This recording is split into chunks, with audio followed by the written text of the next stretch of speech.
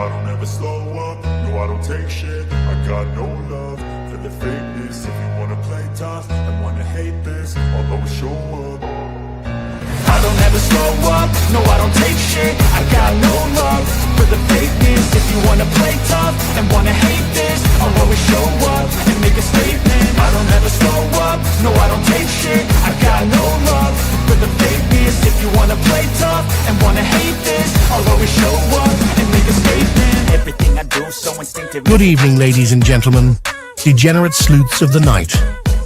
We gather to boldly go where others have refused. Welcome to the DT show, you salty mofos.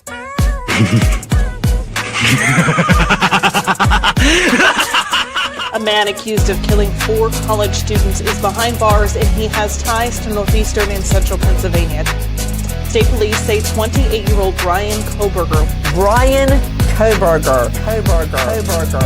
was arrested this morning at a home in Chestnut Hill Township. I can't find any case law that would support that idea. That somehow a warrant would be needed for DNA left at a crime scene. We are expecting to learn more about the allegations against the girlfriend of a Boston police officer who was found unresponsive in the snow Saturday morning. I-Team sources say Karen Reed was in a relationship with John O'Keefe. She's facing charges including motor vehicle homicide and manslaughter. So, the Commonwealth just provided the court with information that causes me grave concern. The implications of that information may have profound effects on this defense and defense counsel.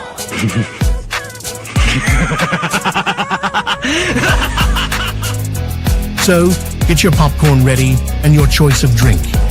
Get your butt on your seat. Like, comment, and subscribe for a treat. Here we go. It's time for the show. The Drunk Turkey Show.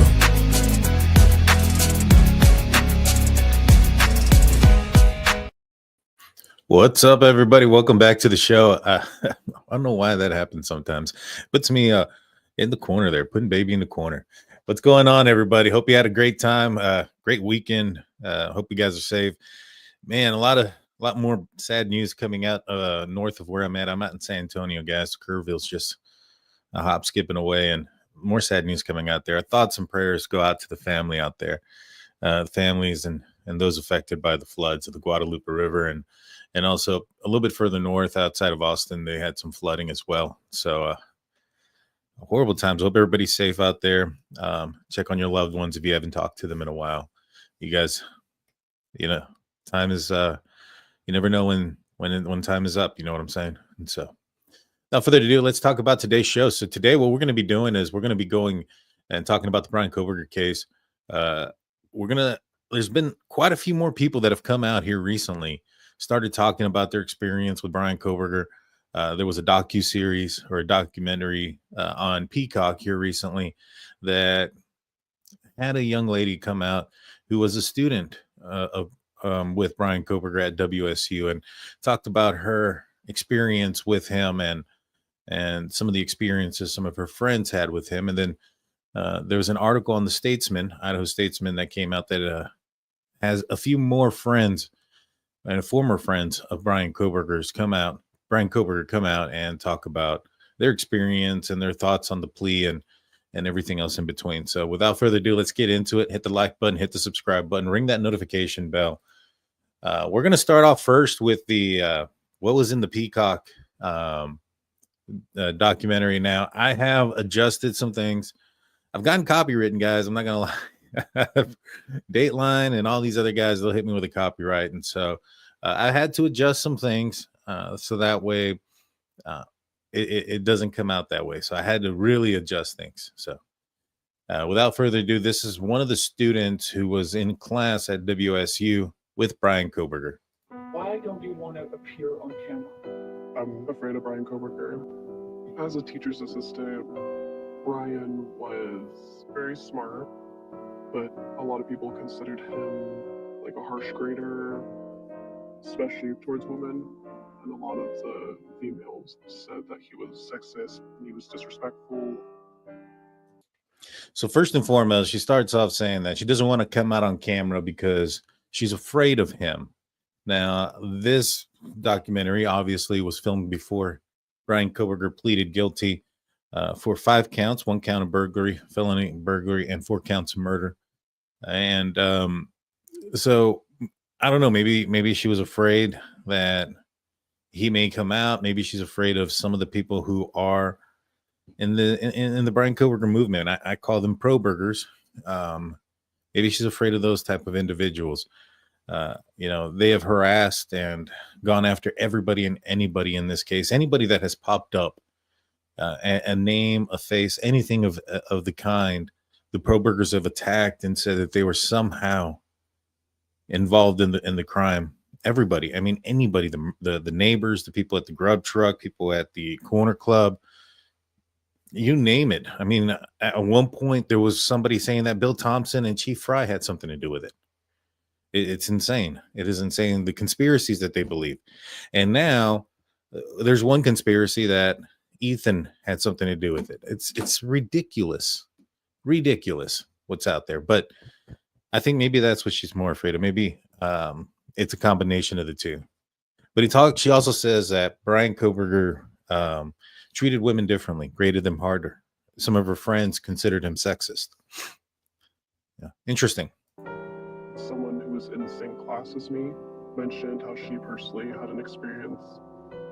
It was her, Ryan, and maybe a couple of other females and males in the office. She went up to ask for help, and he just fully ignored her. He was just very rude and not professional at all. And so she left and didn't come back. I know that female students complained to the professor about Bryan multiple times.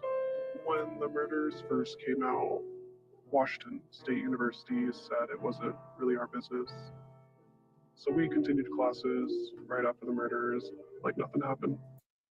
Now, Washington State University had a statement about the result or the ending here of the case, and it is pretty cold in my opinion.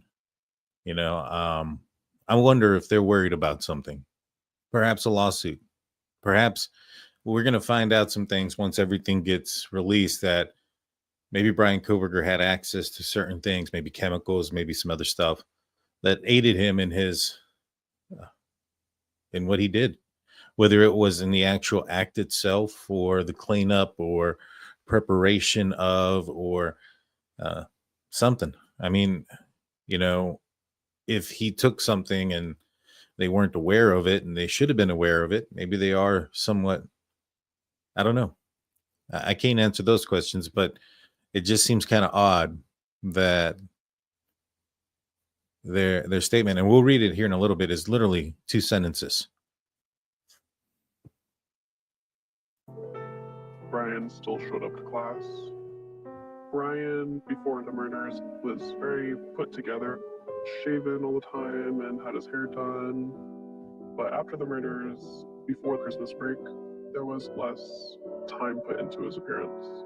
He also started writing paragraphs on how good our work was and sending emails reminding us to turn in assignments. I think he was trying to make himself seem nicer, but he was still getting in those arguments with the professor. He was warned multiple times, and yet he kept pushing. So we were aware that he was having these arguments. We were aware that he had one significant one that ended up in resulting in his termination there at WSU as a TA. And so a little insight, had some problems, has a problem with women. We read some other articles where this one classmate of Bryan Kohberger's mentioned he reluctantly went on a ride with Bryan Kohberger, and they spoke for hours, which it sounds weird. It sounds like a kidnapping if you're reluctantly there for hours. But he may not have been so reluctant. It's hindsight. You know what I'm saying? Maybe he was, maybe not too fond of going on this trip with him or having this conversation. But it probably wasn't as reluctant as he was implying. But during this conversation, what made him uncomfortable is when Bryan Kohberger started talking about women and them being possessions of men, not belonging in the classroom, should be in the kitchen, in the bedroom, saying that he could have any woman that he would, wants, which that wasn't something that was anything new. We had heard that before. There was a report that he had mentioned that. Maybe it was from the same source or the same person, just not identified at the time, or if it was, not expanded upon on the rest of the conversation, which included the fact that, some of these incel type of statements, about women and where they belong and things of that nature. Very telling, in my opinion, when it comes to when folks are asking, what's the motive here? What's the motive here? Well, it sure does seem like one is starting to make a, paint a picture here, at least in my opinion. I want to say thank you to Warning Label Nina for coming in and saying, my love turkey family, been a member for 8 months. Thank you so much. Thank you. All right. And thank you everybody for tuning in. We have 845 people in here. Let's hit the like button. Let's hit the subscribe button, ring that notification bell. We're on our way to 49,000 subscribers and then 50K on YouTube. We can get there tonight, guys, on the 49 side. Let's get there. Let's hit the subscribe button. I'd appreciate it. All right, this is from the Idaho Statesman. Thank you, Midwest, for gifting one Drunk Turkey Show membership. This says here, disgusted Bryan Kohberger's former friends, peers react to the guilty murder plea. So more of Bryan Kohberger's friends are coming out of the woodwork, so to speak, talking about their experiences with Bryan Kohberger, what their thoughts are on his plea. Let's get into it. So childhood friends of Bryan Kohberger have tracked his murder case from afar and said that they have felt shocked that the former Pennsylvania resident suddenly agreed to a plea deal to spare his life. I won't lie, I kind of spiraled yesterday. Casey Orange, 32. Did you said it to the Idaho Statesman in a text Thursday? Did he ever have thoughts like that before? Did he ever think that he wanted to kill me or my friends? Were we spared because we were friends with him? I mean, those are some pretty serious questions that one probably has to go through when they think about their interactions with somebody like a Bryan Kohberger once they found out what he was capable of doing and what he did do. That's insane. I don't think I've ever been in those shoes. I know Jaime, he kind of was at one point. He actually met, I believe it was Tommy Lynn Sells before his arrest. Well, his father did. They had an interaction with him. And, it's crazy because how that can change like your thought process, right? Once you find out that this person committed a horrible crime and you were in proximity of this person, did he ever think of doing that to you? I mean, we can go back here with Bryan Kohberger, like the thought of, man, I wonder if he ever thought of committing those crimes towards me. You know what I'm saying? Those are some serious questions that some people are going through. Let's see. It says, it goes on to say, Arndt and her younger brother Thomas grew up together with Kohberger in the Pocono Mountains near the Pennsylvania state line with New Jersey. Among a small circle of friends, they spent time together playing video games after school, as well as getting outdoors in heavily forested region. As Kohberger got into drugs in high school, they said a distance developed. Kohberger later overcame a heroin addiction. Now, here's the thing. According to, and I'm not sure if it's out there yet, I don't know how true it is, but some people have claimed that they had seen parts of the book or some of that nature that's coming out, which I got some news. Vicky Ward, who is the co-author of the Idaho 4, which is a book that's coming out in relations with the Amazon Prime docuseries that's about to drop. This is a book with that includes the Ethan Chapin's family. She's agreed that she's going to come on the show, so we'll have her on the show to promote the book and those things. We're also going to have Howard Bloom on Thursday as well. Now I'm going to record that one with Howard on Thursday morning, and I'm going to air that one on Thursday afternoon due to a contractual thing that I have going on with my side of things. So it's not going to be live on Thursday with Howard Bloom, but I am going to air it out on a premiere Thursday night. So you guys should be in for a treat on that one. I have some awesome questions for him that I think that he's going to answer for us that are going to maybe perhaps open up some new things that we haven't heard before. Alrighty, so back to this. Make sure you like, comment, subscribe, so that way you get in, you're notified of it.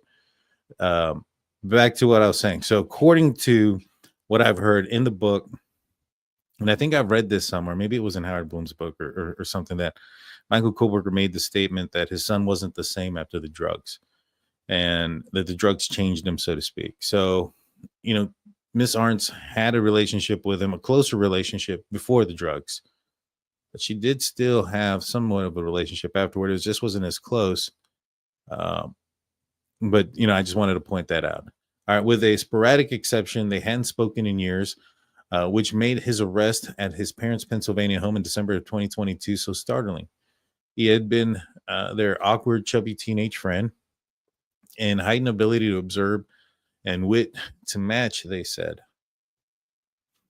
The allegations floored them, and similar emotions rushed back this week after Kohberger, 30, admitted he repeatedly stabbed the 4 college undergraduates with a large fixed-blade knife that prosecutors said he bought on Amazon in March of 2022 while living in Pennsylvania. I think that's still a big key as to what he was doing or why he was doing this, right? I think that he had in his mind that he was going to commit a crime like what he committed. I think when he went out there, he was looking for, the perfect victim. And unfortunately, he set his eyes on at least one of those 4 students that passed away. But I think he had it in his mind that he was going to commit this crime before he even left. That's why he bought the knife there, the balaclava mask, the backpack. All that was bought while he was in Pennsylvania. So to me, that tells me that he wanted to know what it felt like. He wanted to know if he could commit the perfect crime. That's kind of where I'm thinking. And I think it's multifaceted. I think there's a lot of things that go into play. I think it's never a simple answer. You know what I'm saying? All right, let's continue. Kohberger bought the knife and a K-Bar brand leather sheath, which he left behind with his DNA at the crime scene, with him on his move a few months later to Pullman for a PhD program at Washington State University. Donna Yozowek, Kohberger's high school guidance counselor, reacted with surprise. Actually, I was hoping he was not the murderer who killed these 4 students. I hope that his family will survive this horrendous ordeal and will be able to get on with their lives. I also hope that the victims' relatives gain much needed closure and heal after this tragedy. As a society, we may never know the motivation for the murders or if Bryan Kohberger has any remorse for his violent actions. That's true. I think that we're going to find out little pieces here and there when it comes to the motivation. And how I think we're going to do that, or how this is going to happen, is going to be at his disposal to a certain extent. Like, I think that he now controls the narrative. When it comes to Bill Thompson, he was a guy that has never,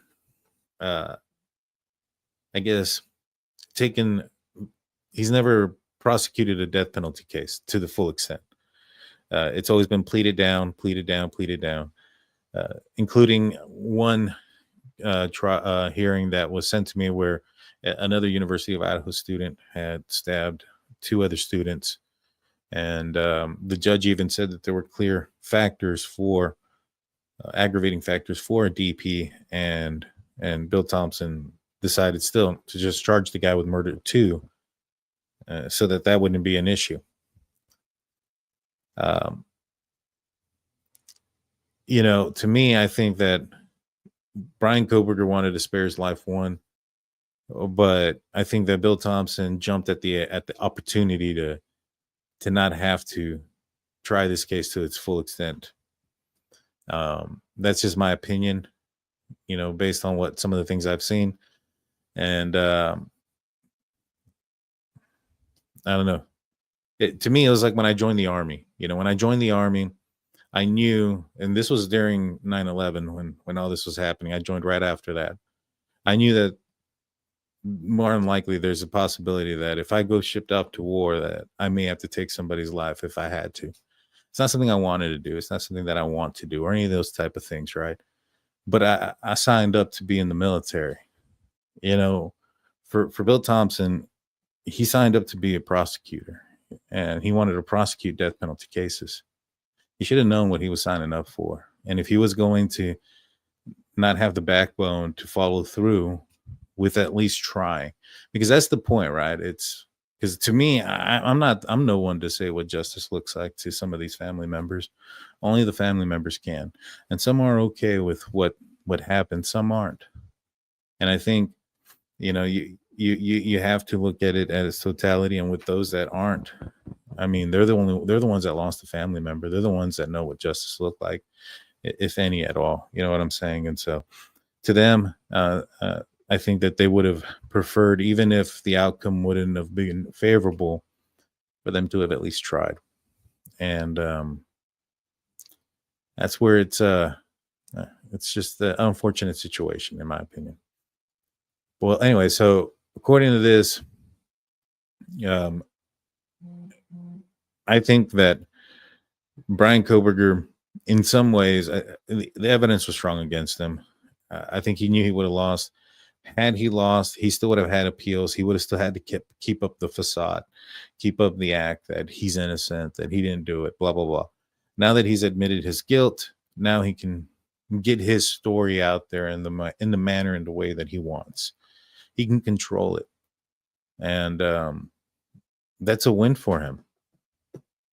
You know, he has probably become the person that he wanted to be.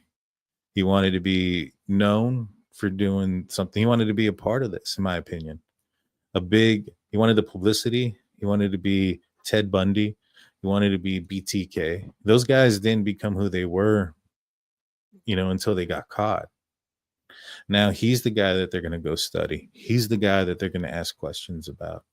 He's the guy that now they want to pick his brain. I mean, he has world-renowned Dr. Catherine Ramsland, who he sought out, in my opinion, and to the very beginning of this. She's the biggest, you know, forensic psychologist in the game who studies the serial killers, now interested in him, wanting to write a book about him.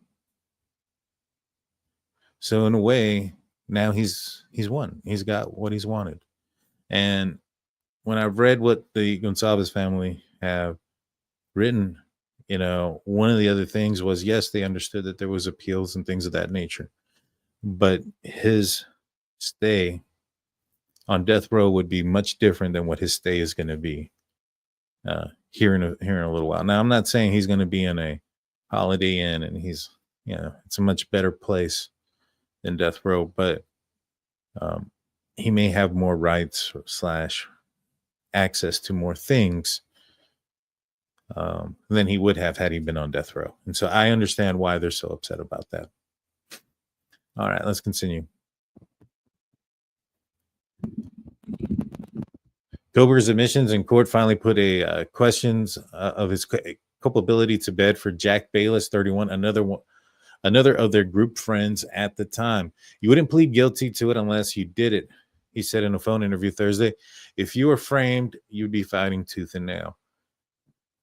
So why I'm interested about this, right? Because this is one of Bryan Kohberger's friends, and he made the statement that if you're framed, you'd be fighting tooth and nail.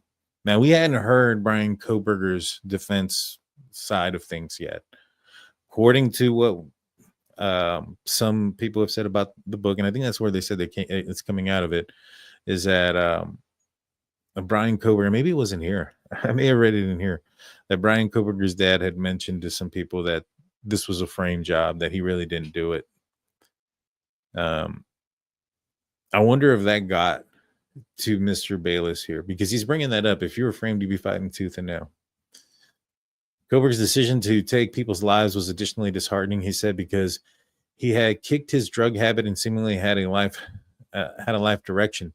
But the desire to learn about people who commit murder, an area of interest for Kohberger, took hold, and he likely wanted to see whether he could get away with the perfect crime, Bayless said. That's interesting. I wonder why he thinks that is to be the case. And so this is what he exactly said. He said, I think he did it to see what it felt like, to experience it. If he wanted to write a paper about what killers feel, why they kill, to be accurate, you have to experience it yourself to truly understand it. To get into the mind of a killer, you have to be a killer, would be my guess. I wonder why he thinks that that's why Bryan Kohberger did that. I wonder if they had any conversations growing up where Bryan Kohberger was like, how would you commit the perfect crime, whether it be murder or robbing a bank, but most likely for it to be, something like this, it sounds like it's the perfect murder type of question that they were going through. You know what I'm saying? To me, that's kind of where it sounds like those are the conversations they were having. And I think he's actually probably right. I talked about it before where there was a guy who, he was like a movie producer of some sort, and he couldn't, he filmed violent films and it wasn't enough. So he ended up going on Craigslist, pretending to be a woman. And then he would send out things for women to come over, and then they'd come over, walk into a garage full of plastic everywhere, and then he'd attack them. And I think one person ended up getting away, and he ended up getting caught. I felt like that could have been something that Bryan Kohberger was doing, where he was studying the field and he was, so indulged and so obsessed with, criminals and how they thought that maybe perhaps he wanted to, in order to understand them, he wanted to commit the crime himself. But I don't really think that's the case anymore. I think it's more that this guy was, when you look at his writings on Tapatalk, he was very self-aware of who he was, his lack of emotions, his lack of remorse, things of that nature. I think he even wrote down, and I have his Tapatalks. Maybe we'll do a live this weekend on it. We'll go through them. But he even talks about like how some of these symptoms of depersonalization, and he's looking for people that can relate, things like that. Well, if this is a guy that lacks emotion and feelings, and he's reaching out to violent criminals, like in his survey Reddit, where he's talking to other criminals or other people who have committed violent crimes, there might be some commonalities there. And he might be looking at those commonalities and thinking, all right, well, I'm like them. I want to commit their crime. I want to feel what they felt, those type of things. I strongly suspected that played a huge role in why he committed this crime. Casey Arntz told the Statesman that she had conflicting emotions about how after 2.5 years of the legal proceedings, her former friend acknowledged he was responsible for the early morning quadruple homicide. I'm disgusted that he could actually do something so heinous. I understand why the families are so upset. They were starved for justice, and I would 100% be too. However, there was never any guarantee that he'd be given the death penalty. So I think him taking a plea deal was better for everyone. He's locked up for life. Let the inside deal with him. The inside. I was watching an ex-convict talking about what Bryan Kohberger's stay is going to be like in prison. And you're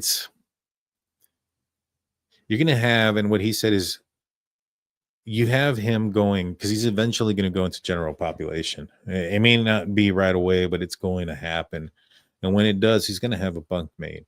And he says that, some of the people that are in there, yes, they've committed crimes where they've taken the lives of other people, but that was out of revenge or out of anger or hate, or somebody's cousin got killed, so they're getting, payback, or self-defense, or a drug deal gone bad. Somebody shot at them, they shot back, they killed somebody.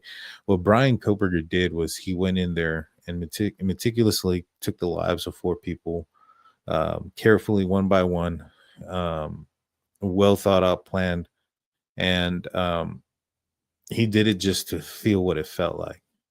And so he's a very dangerous person, because that feeling could come back anytime.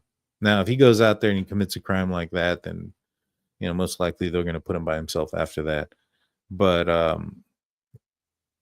he could change at any moment. He has nothing to lose. One of the things he said was that you could have a guy who's, a UFC fighter, trained boom, boom, boom, trained killer with his hands, but only have 6 months on his sentence. And you have a guy who's like Bryan Kohberger, who's going to be in there the rest of his life, who's more dangerous in behind bars. That guy that's only 6 months away is going to probably do his best to not do anything stupid to get that sentence extended. You know what I'm saying? And so he talked about how, there's going to be people in there that have kids or whatever the case may be, but everybody's in there that they're not like good people. So like this prison justice that people think that he may get, it's possible, somebody might want to try him.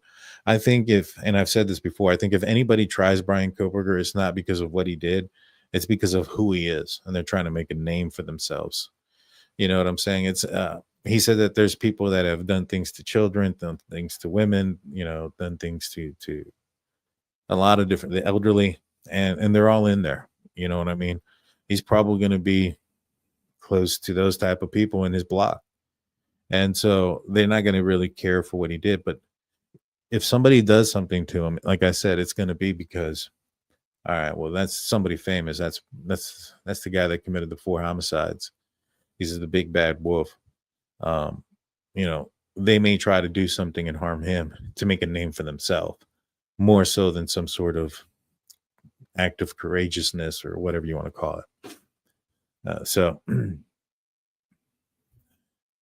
All right, let's continue. Thomas Arntz, 29, shared his sister's sentiments. The result Wednesday removed any chance of his childhood friend could be acquitted and get away with the murder, he said. I personally feel relieved with the acceptance of the guilty plea, Arntz told the statesman, adding that he would pray for the 4 victims' families. I'm deeply sorry for that. Bryan's parents have to live with this as well. I've always thought they were kind people, and they didn't deserve this. And for Bryan, God have mercy on his soul. When it comes to Bryan Kohberger's family and his parents, I've seen a lot of people talking about, because I've kind of talked about what Bryan's family did, once the Bolo came out. Bryan's parents, in my opinion, I don't think that they knew Bryan was going to go out there and commit a crime like this. I don't think that they knew he was going to do it on that night or any of those things. Or I don't even think that they knew 100% that he did it immediately after. I kind of look at Bryan Kohberger's family or his parents, that is. His sisters, not so much. I mean, I don't know very much about them. I know that one of them apparently reported to the tip line about her brother, some things. But that's about it. That's as far as I know. When I look at Bryan Kohberger's mother and father, Michael and Marianne Kohberger, I think of them very much like I think of Brian Laundrie's family and Brian Laundrie's parents. Brian Laundrie's parents didn't know that their son was going to go out across the country and take the life of his girlfriend, Gabby Petito. They weren't aware that was going to happen that night. What they were aware of was after the fact that something happened, and they allowed their son to travel across country and stay at their house, not answer questions, not do anything, hide inside the home. And then it wasn't until he left and didn't show back up for a while that they asked for the help of police. Come to find out, it seems like they were aware of it. There was a civil suit, and they settled out, I believe. And there was a burn after reading page and a bunch of other stuff, right? Well, when it comes to Bryan Kohberger, the thing that's weird is that Michael Kohberger buys a plane ticket on December 10th for December 11th. And he was supposed to have landed in Pullman, Washington on the night of December 11th. And if they acted in the same manner they did when, he did arrive, which is immediately leave the very next day, Bryan Kohberger and Michael Kohberger would have left December 12th, which is the first day of finals. So no way was that ever planned, right? There's no way that was planned before, because Bryan Kohberger would have known his schedule for a long time and known that he had finals that week. That was day 1 of finals. Now, Bryan Kohberger's dad can't get there. There's a weather delay, and so he ends up arriving in Spokane at 9:34 p.m. on a cold, snowy night, which is, he arrived in Spokane because the weather was so bad in Pullman, there wasn't any flights going there. So Bryan Kohberger has to drive out there, drive back with him.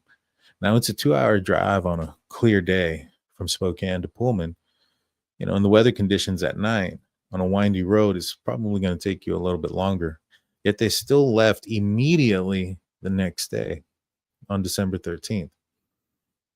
We know that they get flagged in Colorado on a license plate reader on December 13th. And that was one of the ways where, from what I understand, and even Cyray says that they had a warrant for Bryan Kohberger trying to locate where he was. But he said that it was weird that they were trying to locate where he was with this warrant because they were trying to actively find a cell phone, yet they knew where he was. They were following him. And even Howard Bloom mentions that they were following him on the trip from Pullman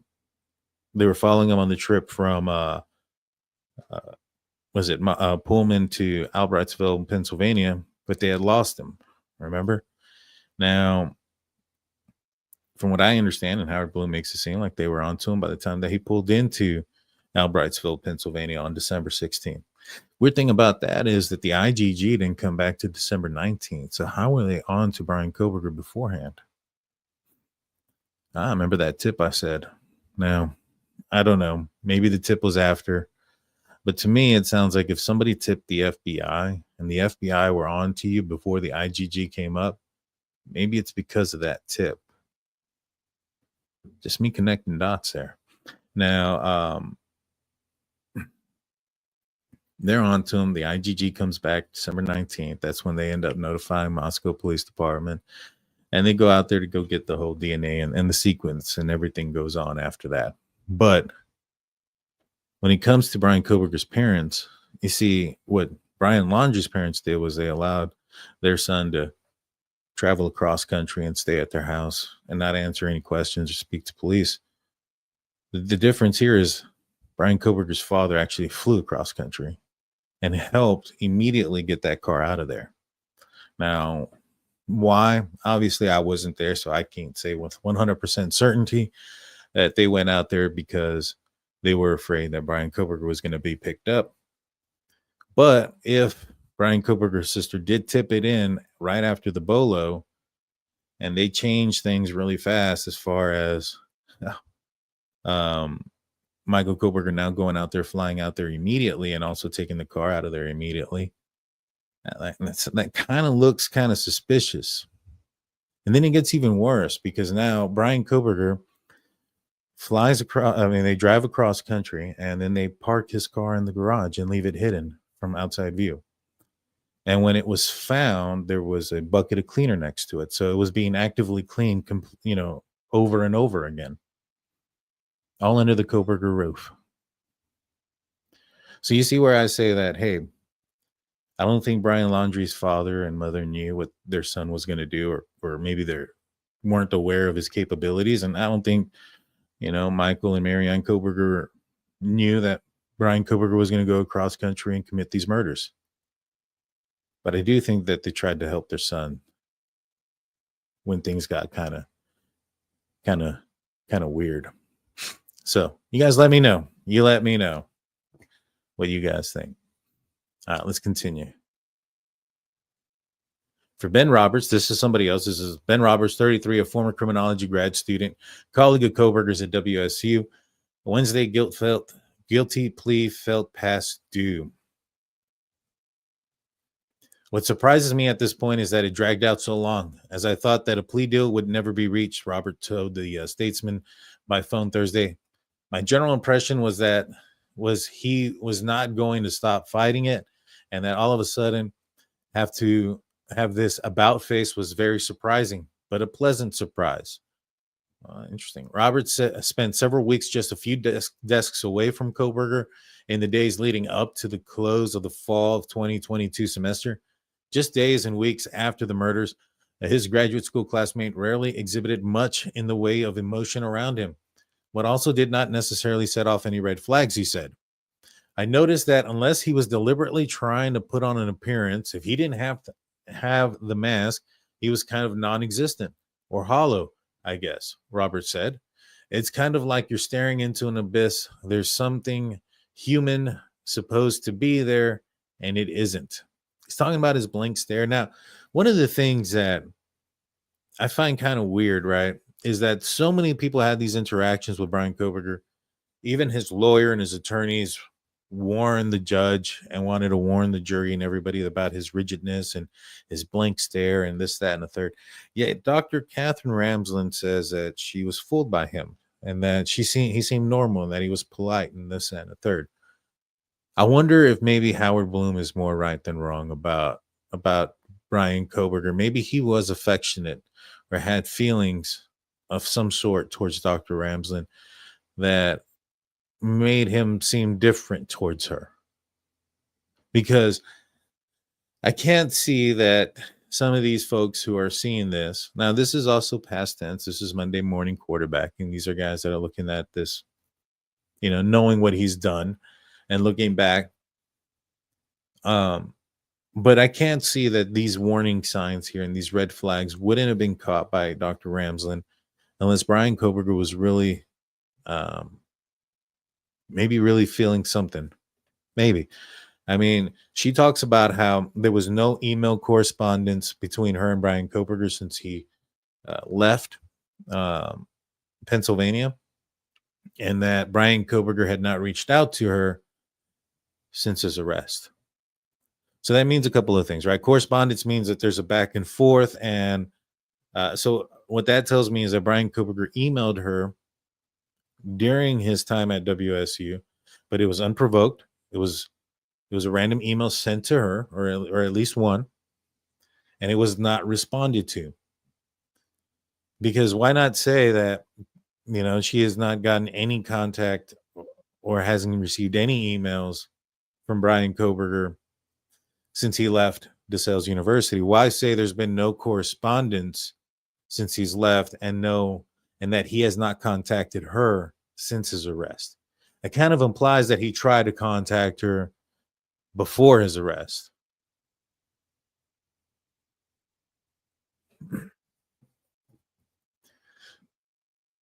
Just interesting things that I'm picking up here.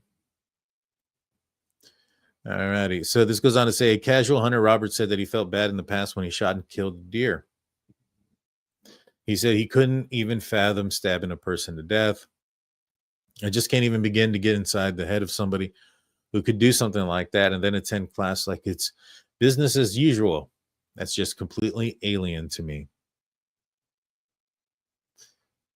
The first thing I said was that it was about damn time that poor thing was put to rest. When this is what he was referencing to when it came to, I completely missed this. It says Robert said he did not watch the Wednesday's change of plea hearing. He didn't want to hear Kohberger's voice or see his face again, even though the latter has been difficult to escape for the past 2 years. He was glad that the high-profile case finally came to an end and without the need for months-long trial. First thing I said was that it's about damn time that poor thing was put to rest. For now, the court's gag order is closely watched case, which restricts attorneys and their agents, including members of law enforcement for the state, is still in effect. Thompson asked to remain through the sentencing, which Kohberger's defense did not oppose. That's one of the things that I have a problem with is why continue the secrecy? Why? He's already pled. What are you doing? Why do you want to wait until, I don't understand what the advantage is here, what you're trying to prevent. The guy already admitted guilt. What are you doing? What are you doing? Why are you trying to prevent this? I really am not a fan of Bill Thompson, guys. I'm sorry. The University of Idaho released a statement this week. It goes, we keep the families of the victims in our hearts as each deals with the outcome in their own way. The state's namesake university wrote in a statement, we will never forget the 4 incredible lives taken in King Road. They are forever vandals and each hold a place in our Vandal family. Since that fateful day in November 2022, our university has become stronger, more intent on its purpose, and more supportive of each other. And while we will not forget, we will heal. Similarly, Moscow Mayor Art Betij, in office of 2022, stated, "I recognize and understand that we all desire justice for victims and their families. My heart and that our entire community go out to the families of the victims. It is my hope that the resolution can begin to provide a small measure of closure for the families and our community. What is clear is that no matter what form justice would have taken, nothing will bring back Ethan, Madison, Xana, and Kaylee, and our world will forever be darkened because of it." He's right. There ain't nothing that's going to change that. But you know, at the end of the day, I'm not the person to look at a father of a child whose life was taken in the manner that they were and try to tell them what justice looks like. You know what I'm saying? That's not for me to say. WSU comments after Kohberger's hearing was more succinct. A statesman requested to speak with the professors in this criminal justice and criminal department who knew and taught Kohberger, including the semester he killed the U of I students, was again declined, so nobody there wants to talk. And here is their 2-sentence statement. Our hearts go out to, let me rephrase, I already messed it up. Our hearts go out to the families, friends, and colleagues of and impacted. WSU statement read, "We do not have anything to add at this time."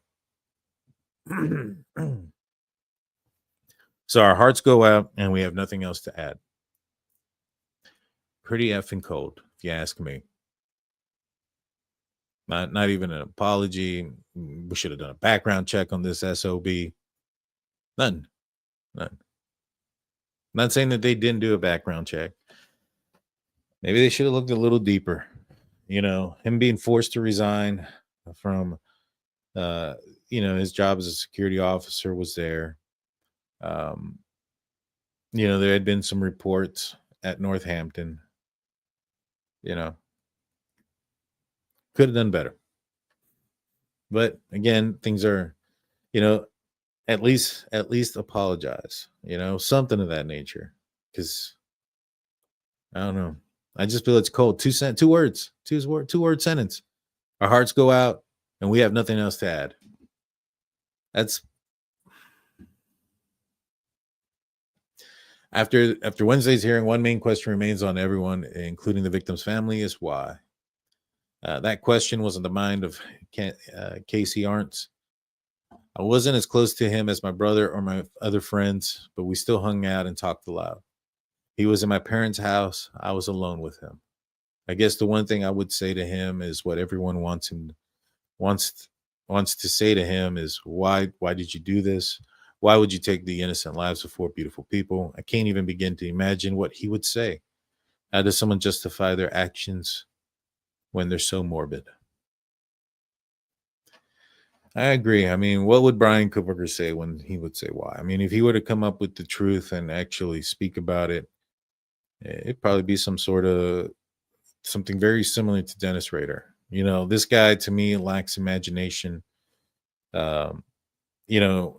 If you go back to the birthing hips comment that he made with his girl, that one girl from Tinder or whatever, that was from a movie.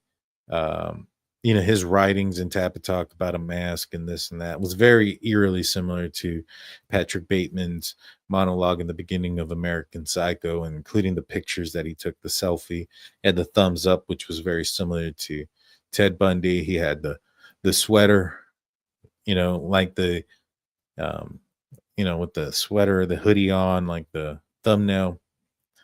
I had, he was a follower. He looked at other people. So I wouldn't be surprised if he came up with something very similar to like what BTK said or whatever the case may be. Same reasoning, same everything. I mean, even his alibi he put himself where at the Walleye Park. He said the location where some people believe that Ted Bundy may have started his reign of terror. That was the body of, or the location where the body of Joyce LePage was found, a WSU student, unsolved murder. Some people think that it may have been Ted Bundy. Some people don't think it's Ted Bundy. What matters is, does this guy think it's Ted Bundy? And if he did, what kind of statement is he saying there? So to me, this guy has, he's, I wouldn't be surprised, like, if he buried the knife and things like that, like Israel Keys, or did something different, like all these different people. Like I said, it just sounds like he has no imagination. He's following so many people trying to find an identity of himself, and all these other people, and doing what they do to try to feel what they felt. Pretty weird dude, man. Pretty weird dude.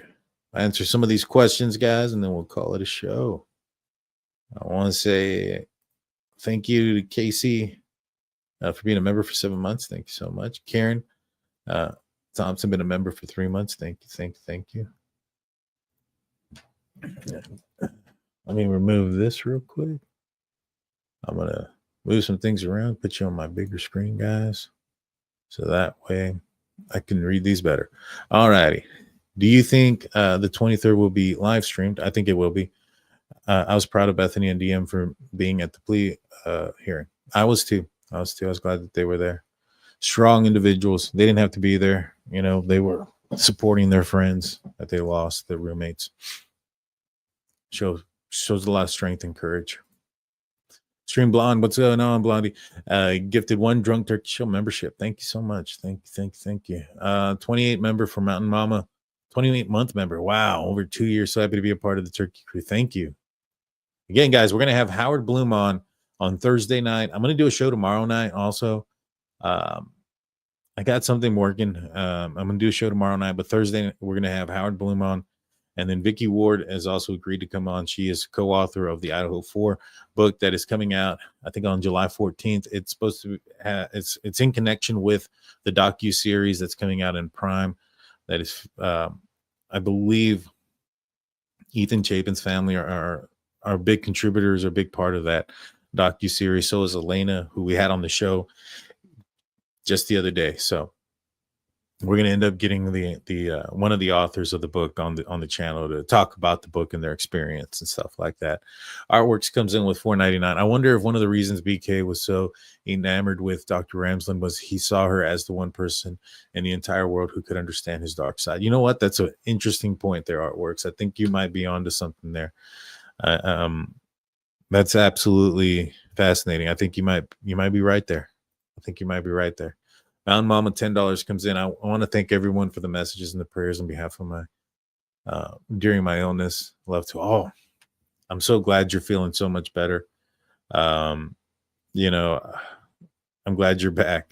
Thank you for updating us. For those that don't know, Mountain Mama's family members have been keeping up with us on updates through our Discord, and we're glad you're doing so much better. Thank you for being here tonight. Good show on STS Nation. Idaho former Wharton, an inmate explained why Aryan bros, or anyone who want anything to do with BK. Yeah, I think that I didn't see it, but I have to go check it out. Papa Roger posted December 12th. Is the killer still in Moscow? That's interesting. The one thing about Papa Rogers that kind of makes me not think it's Bryan Kohberger, there's only one thing, to be honest with you guys. And that one thing is the fact that I think that would have been used. Papa Roger talked about the knife sheath being left behind. I don't see how that wouldn't have been used. Now, either he wiped it out and they couldn't find it, which I strongly disbelieve that would be possible, that he would be able to somehow delete it off of Facebook's history to the point where they can't retrieve it. But that prior knowledge of that knife sheath being left behind before that was out, even if it was rumored or whatever the case may be, if Bryan Kohberger put that out there before that was out there, I feel like that would have been used. Natalie James comes in with $9.99. Double Tell BK can articulate why. I imagine he basks in reliving that dreadful night and his newfound fame. He is the most vile kind of being. 100%. I agree. I agree with you there. 100%.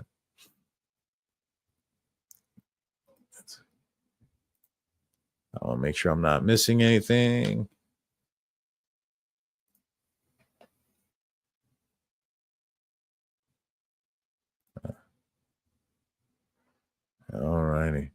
All righty, guys. Well, that's going to do it for me tonight, guys. I'm going to be back on tomorrow night. We're going to talk a little bit more about the Bryan Kohberger case. And then Thursday, we have Howard Bloom on. You don't want to miss that one. Like, comment, subscribe. You guys know what to do. I'll be back on tomorrow night, guys. Thank you for everybody that's tuned in. Let's get to 50,000 subscribers. Be a part of it, guys. See you next time. Peace. But it's too late now. I remember you and me, and how careless we could be. All day and all night, we'd stay up, it felt so right. We were so young, we were so dumb. We would get drunk and then hook up. We were okay, we were alright, staying awake till the sunrise. We were in love, couldn't stop us, like a good drug, never enough. We hook up in my car, driving so far, play you guitar, you'd show me your art, let down our guards, think with our hearts, stare at the stars. We were never apart, drinking too young, way too much fun, out in the sun, hoping when it's gone. Took you to prom, dance to our song, dance all night long till the lights come on.